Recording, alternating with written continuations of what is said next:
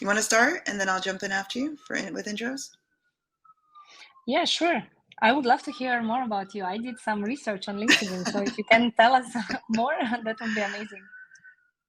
Sure. So, Nova Lorraine, I'm an award-winning fashion designer and futurist. I'm also an author. My first book, Unleash Your Supernova, is about creativity and burnout and how to take your idea to execution successfully as a creative entrepreneur. My second book is really steeped in Web3, and it's called Fashion AI and the Digital Age of Fashion.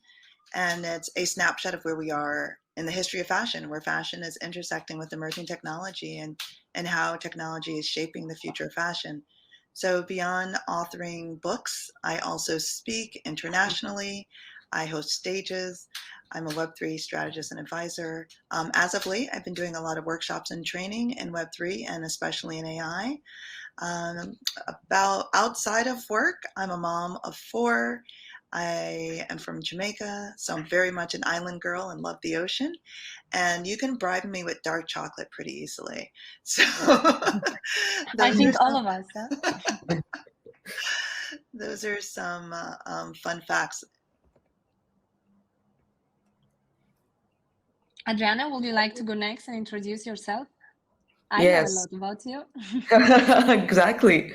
Hi, ladies. Obviously, actually, we met before as well in real life, so it's always lovely to reconnect and with great leaders in the space and being friends like with me and Lana. So my name is Adriana. I have a background as an art director of 10 years in fashion and luxury beauty industry.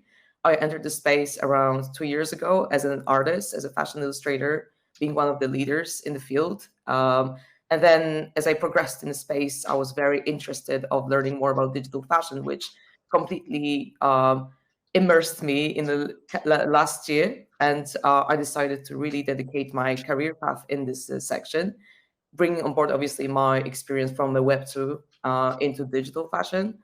And currently, I advise a couple of brands as well with the generic direction of visual narrative with coming into the space. I'm very much interested in Phygital. I collaborate with a company called Uniquely that specializes in Phygital intersection of fashion into the Web3 space. And as I do that, I'm actually working on my personal brand, which is my family business in jewelry of 30 years called Futurist.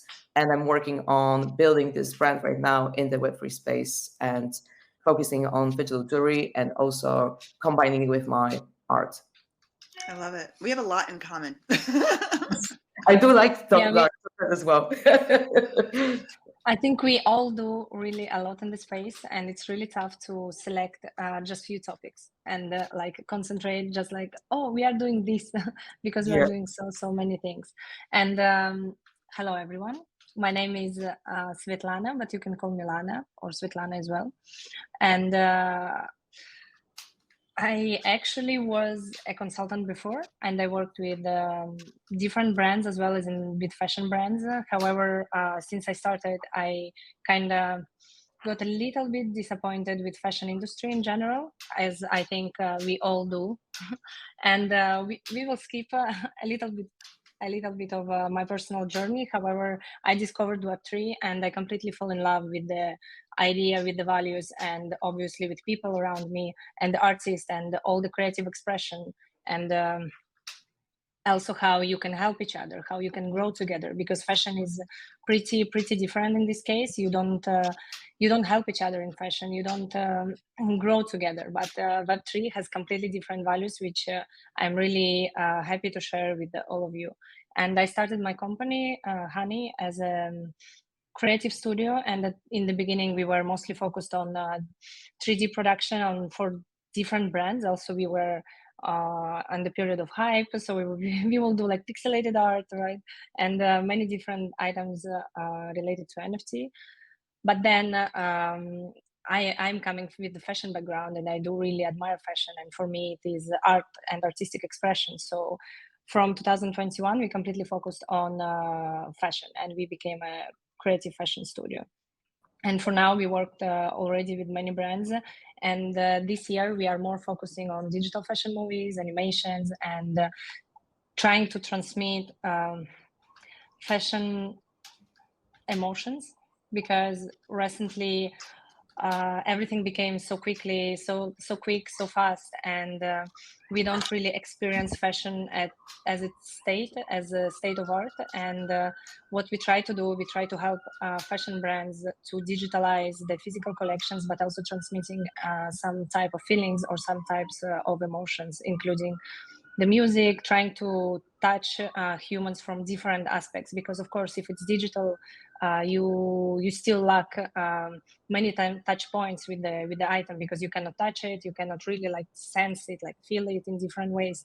That's why we try to integrate music as well, so it touches humans in any case. And I'm also head of partnerships at Customix, and now we are developing a product which is focused about interoperability between physical product and different metaverses. So obviously I'm very much into the space, and I would love to speak about Phygital Innovation and what we're gonna experience this year. And I think Phygital is one of the biggest keywords for 2023. Adriana, we can see you perfectly, and we can hear you perfectly. So I'm glad. Yeah, apologies on my side. There's some storm coming, and I think that may interrupt a little bit with my connection here. So upfront, apologies for that. But yes, no worries. I live in Italy, so this I'm really lucky right now that that internet is stable. You know, sometimes whenever happen rain or snow in the north of Italy, the internet is flying away. So no worries. digital fashion, right? And like how internet is so important. Sometimes I think about it, how we really rely in this age on internet, and how it really implements our lives in general, right? But I was just thinking as well what you were, Lana, saying about how the senses are important as well in our the digital fashion, how we can actually intersect that with music. So this is something I probably really want to touch on, because that I'm also a musician. That's not an upfront thing that I promote in this. Unfortunately, she's gone. Oh no. But I can say that she promotes music industry as well, and she's a musician. Okay, we can hear you. Yes. I'm not sure if you can hear me. Yep. Yes. Okay, great. So yes, I heard you, Lana. Thank you so much for taking over. Maybe I'll just like stop my camera for a second, just in case it's gonna help. However, yes, as I was saying, that what I'm very fascinated. Oh no.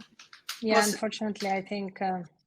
Yeah, well, we can definitely jump in as we're waiting for Adriana to get back. It's interesting that music is, that we're bringing up music. I grew up in a very musical family, and it's, similar to Adriana. I don't wear it on my sleeve, but I create beats and I write poetry. And so, wow. Yeah, so for me, it's art, right? And fashion is art. And one of the things I'm excited about is bringing fashion forward more as an art form, to be understood as an art form.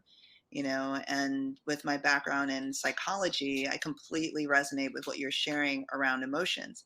Because yes, we wear fashion, but the colors, the prints, the textures, the silhouettes impact how we feel about ourselves. It impacts how the world sees us and communicates with us, and then in turn how we communicate outward.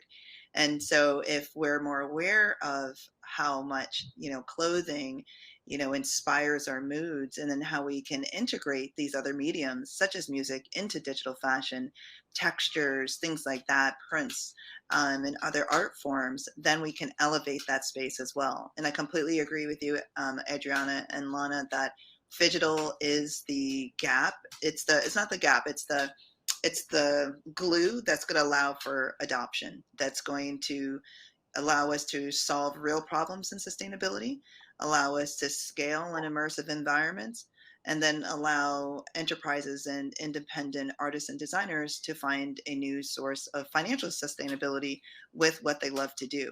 May it be on the physical side or digital, but combining the two, I think, is the future. Absolutely.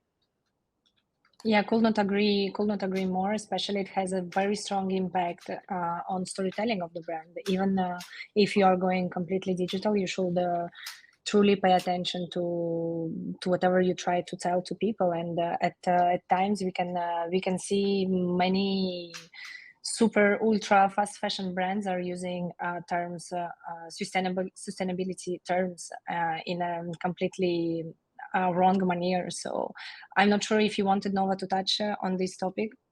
But for example, recently I've seen the China has provided a trip with the influencers to their factory to show that they are trying to be more sustainable, more fair to their workers, and different that they are trying to implement sustainable practices in their collections. However, I do not think that it's completely true, and unfortunately, I think many brands are using greenwashing in this case. Greenwashing. I feel that what's exciting with digital technology and what we're now seeing being implemented with AI is that these tools can allow more brands to implement sustainability in a way that's authentic and transparent, where they can use it from, excuse me, the supply chain all the way through to storytelling. I was just attending and chairing the PI Apparel event in New York, which is innovation in fashion. And we saw use cases across the board in terms of what's being done right now today within the 3D space and the AI space. And so when you're looking at supply chain and AI tools impacting energy uses and cutting down on water waste, we have trend forecasting, on-demand production, we have virtual try-ons, all these things that can reduce, waste in terms of garments and sampling and samples. And so ultimately impacting our carbon footprint, and then all the way to storytelling. And so I think now is exciting because we see the convergence of all these tools where, yes, there's ethical labor practices. That's just one element. Then you have energy. That's another element. Then you have waste. Then you have, more ethical textiles. So there's all these layers, and we can now look at immersive environments, AI, AR, VR, and blockchain coming together and 3D technology to really, allow these companies a better way of making an impact. Yes, 100%. And I also love that, like we slightly just touched the subject of AI, which I feel like this is, apart from the phygital, I think is totally the keyword of this year. And I feel like as an artist, I would like to share that my experience with AI, how it impacts me in my creativity, especially in the fashion edge. It's like, I mean, we all have seen, obviously, all the creations created in AI recently. I know you, Nova, also really doing a lot with this section, which is fantastic. And I feel like it's something that I wanted to share, which I often hear about, that there's a lot of fear around this, like AI in general, like from a creative point of view. And I get where that comes from, because obviously, as a very trained artist, in a traditional way myself, I am as well, like sometimes threatened, feeling that something is being created, in front of my eyes within like a couple of minutes. Obviously, this is a threat, but at the same time, I think there should be more dialogue about talking to creators who create fashion in general as well, and not only fashion art. Is that this is a tool to implement and take advantage of, rather than being scared of. And I feel it's just a natural progress of technology, where this is something that's going to just keep evolving. So if there's no if we don't jump on it and take kind of like reins of AI, then obviously these things can go obviously quickly out of hands. And I feel like we're all learning as humanity as well, like how is it going to affect us in humanity going forward, right? But I think it's just a matter of not being afraid of trying these things, because I feel like if someone's just turning their eyes off the AI, it will not really lead to anything good, because later on down to, a couple of years later, then you will realize that you're far behind from it. So just personally saying, like, as I was saying, that right now I'm taking reins, for example, in the jewelry business of my family, and I'm not a jewelry designer, right? I am a designer when it comes to art direction, creator, I'm the narrative storyteller, but obviously I have never, for example, created a jewelry piece. But for example, with AI, this is something that makes me right now, helps me to create my own jewelry pieces, which is a totally different story that would have happened even a year ago. Obviously, I could have drawn some elements because I'm a fashion illustrator, so I'm trained in, being able to create and draw garments. But with AI, not only because we're discussing digital fashion, which is obviously, for me personally, and I think Alana will also agree with me, it's about creating fashion that really is not really able to being created in the physical realms. So I think it's also like digital fashion is serving us to create things that are very abstract and creative that we would never be able to just wear in the real life. So I think that's what the advantage of. And with AI, it's like if you're not, let's say, a 3D designer, or you're not trained in a specific field, it doesn't mean that you can still learn now and just like use your creativity. And this is the key, that creativity is that what leads AI is not something that, yes, there's a dialogue with AI machine, there's like a learning and prompting, whatever, but at the end of the day, you are the curator and you are the creator of it. So you're taking full control of this creation that you're doing. And so, and again, I think that's, like you said, Nova, as well, this is like, we both ladies were saying with sustainability. I think this is so much easier to create and like just come up with like designs that will never maybe potentially go to production, and just like have this implementation of creation, and just save, like so much energy and so much production costs, just like by creating things in AI and then deciding that this will go to production. So I personally, I'm in for it. Like, I really am obsessed with AI.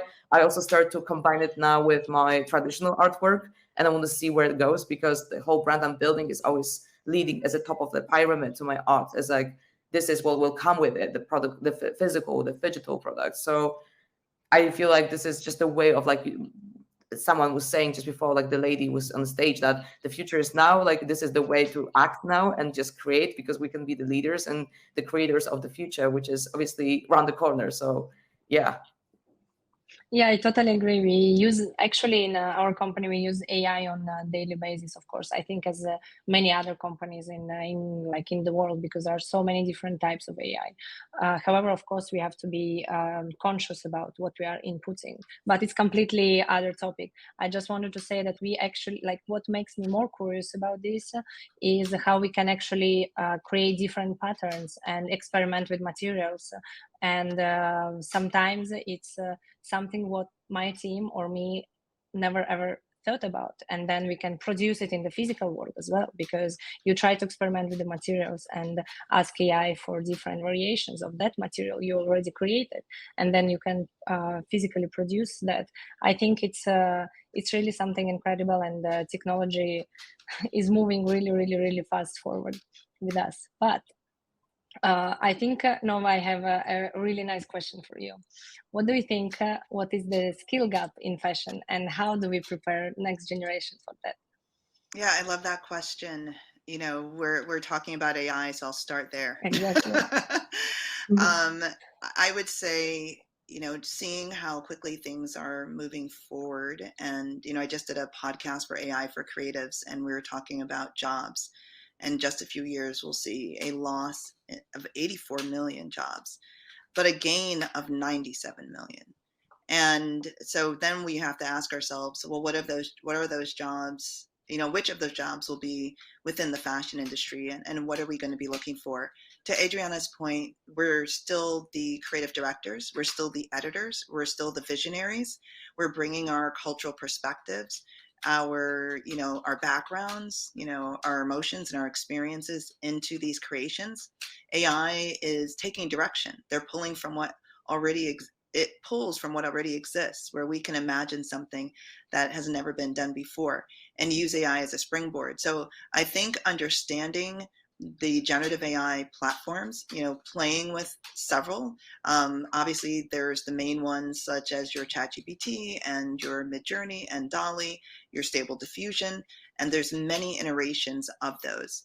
And to think about the problem you're solving. So if you're a good problem solver, if you are good with analytics and statistics, if you are a great copy editor, copywriter, or a creative director, these are roles that I feel are going to be placed as guiding, the leadership roles within these teams that are using the tools. Because at the end of the day, if everyone has access to the same tools, then everything coming out is going to look very similar.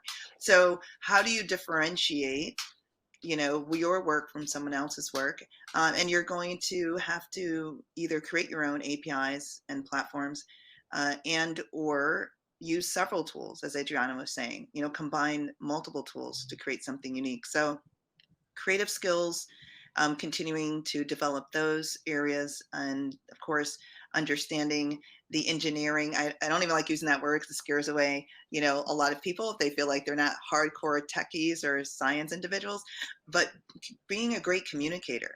These are language-based learning tools. So being able to communicate with the tool, I think, is super smart. Storytellers.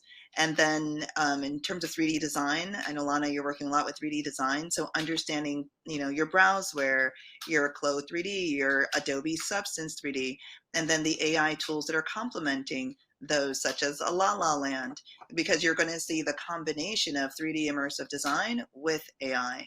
And so it's like looking at the basket of tools within Web3 and saying, okay, is my lane going to be blockchain? Is it going to be AR? Is it going to be AI?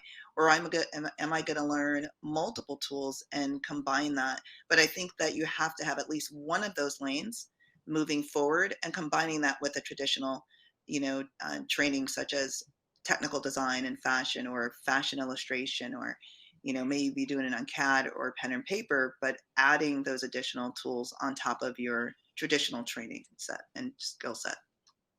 Yeah, I could not agree more, actually, because I think that traditional education is also very important and plays a crucial role. You cannot be a fashion designer without knowing all the gravity aspects, all the elements which dress consists of. So I think it's very important. And at times I've been speaking at Marangoni Institute here in Milan several times, and most of the time students ask how to start working in Web3, for example, or how do I start, like in what I focus. And I think it's really very easy to lose yourself with all these softwares, with all these new tools.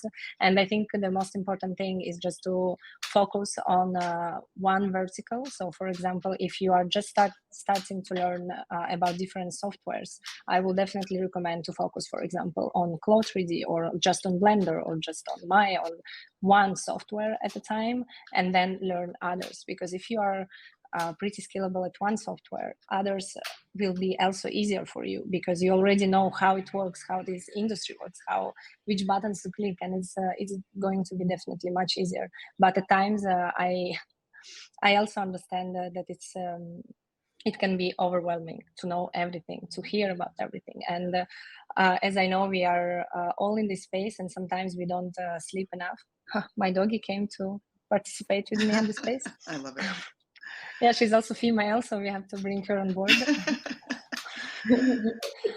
And I just wanted to add that, yeah, Web3 space is moving really, really very quickly, and we should also take care a lot about our mental health. And but most importantly, we have to be kind to each other. And that's, I think, one of the key aspects of the differentiation from Web3 from Web2.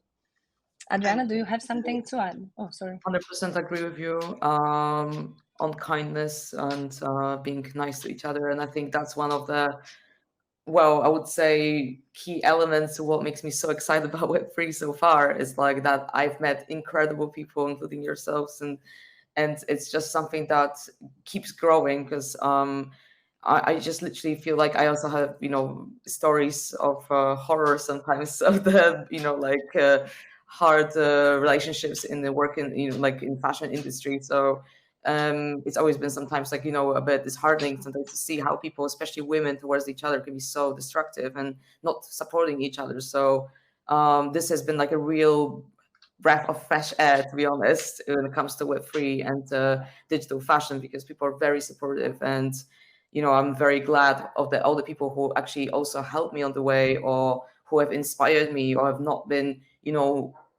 withholding information from themselves, because it's just like they genuinely want to help, and I try to do the same for others. So when it comes to onboarding, what Lana was saying is like, I always try to be transparent as much as possible, and just like really share this knowledge with like huge enthusiasm, because I'm always saying that this is an amazing community, and I feel like it's amazing to build it as well with like-minded and very forward-thinking people who are kind.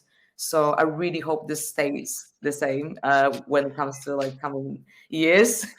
But that's why I feel like it's so important that, you know, I'm really happy that right now the leaders are the people, most of them who I've met, everyone is just very kind. And so, yeah, I hope this is like the trend that will not stop. And yeah, but I definitely am very grateful how space is. Yes.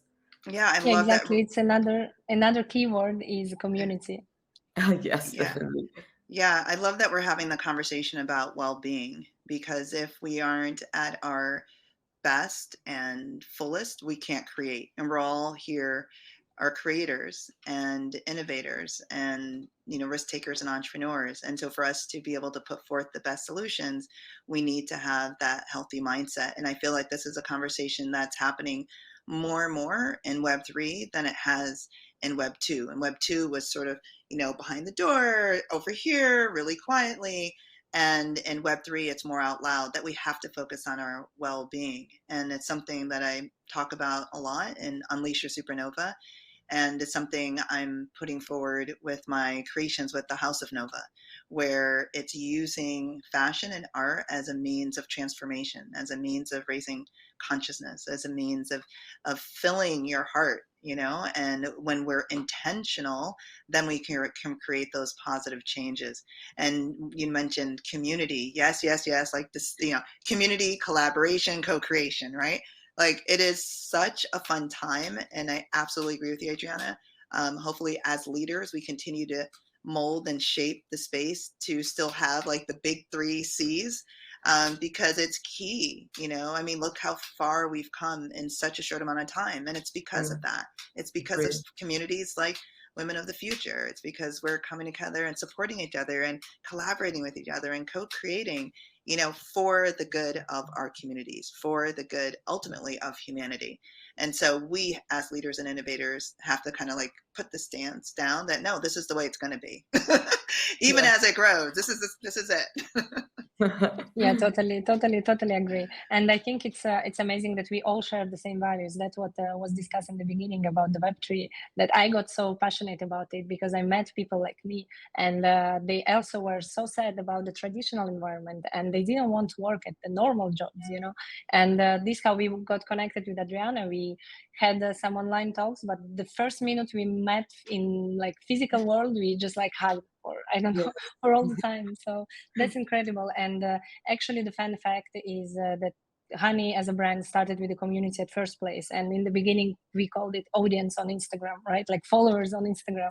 And our artists, not our at that time, just the artists, they helped us to create our first project, even if I didn't know them. And that's how I even fell in love more, because we started to learn about the space all together, and we started to educate each other. And it was such a safe environment because, of course, in the beginning, I didn't know anything about Web3, blockchain. I didn't know anything about the softwares because I'm not a designer myself. And the community helped me there. Like our artists helped me to understand the space. And I will remain forever grateful for that.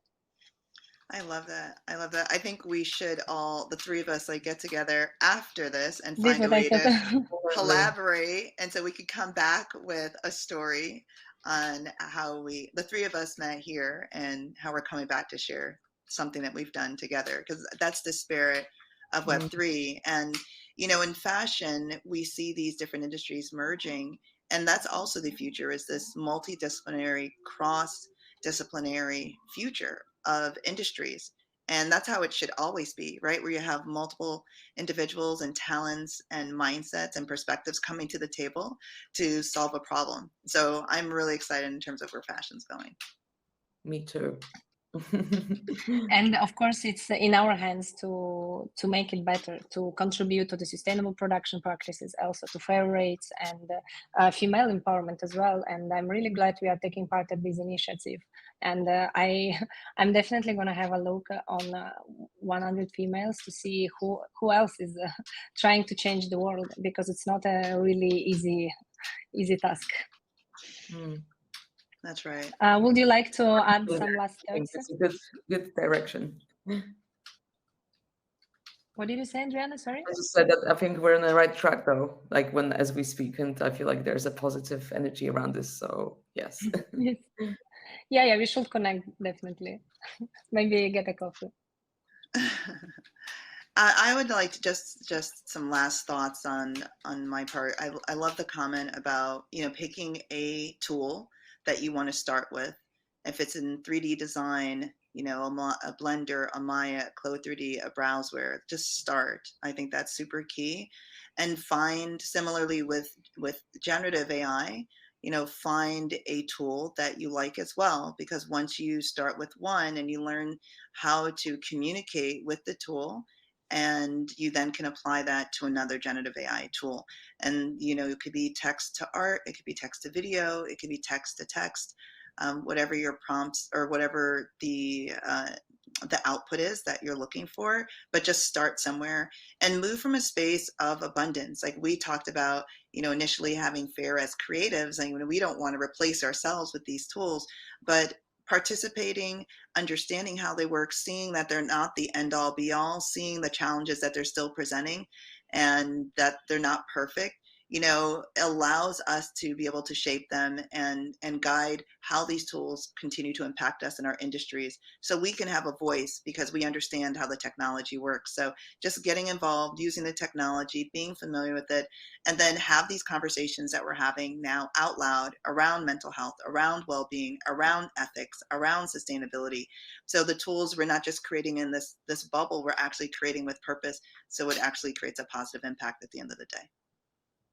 Yeah, totally agree. It's interesting. Also, I think the key factor here is to don't be afraid to ask others for help, because it's as we all mentioned, that it can be overwhelming at times, and you still have to take care a lot about your mental health. So that's definitely, and I think you can come to us or to other ladies in the space, and don't be definitely scared about asking for help. Yeah. And also, I think, as you say that, Lana, and Nova as well, like I would touch the subject of like, I think I would also recommend if people who are creatives or like with artistic background, I would say not to be afraid, also trying new things, because again, we're growing in this space and it's never too late to start something completely new. As we speak, that AI is something that's really just like being, developed right now. So it's like I just would recommend everyone to not be afraid of like trying new skill sets and learning new skills, like we were about saying. And also like the direction of towards like entrepreneurship is like, it's not, I feel like basically you can be an artist and creator and also entrepreneurs, especially in Web3, because this is a place of multidisciplinary, action. And definitely I would recommend that, because this we're like all multitasking here, and there's no way of like stopping growing, and you can be everything in the Web3, which is fantastic. So. Yes, I love that. Yeah, Yes. me too. I think we are all a little bit multitasking here in this space. So. No, but Well, I love the last comment around entrepreneurship, because I also feel, it was a buzzword a few years ago, when I launched Rain Magazine, 15 years ago. I'm dating myself. I put creative and entrepreneur together, and people would look at me crazy, like, what is that? What does that even mean?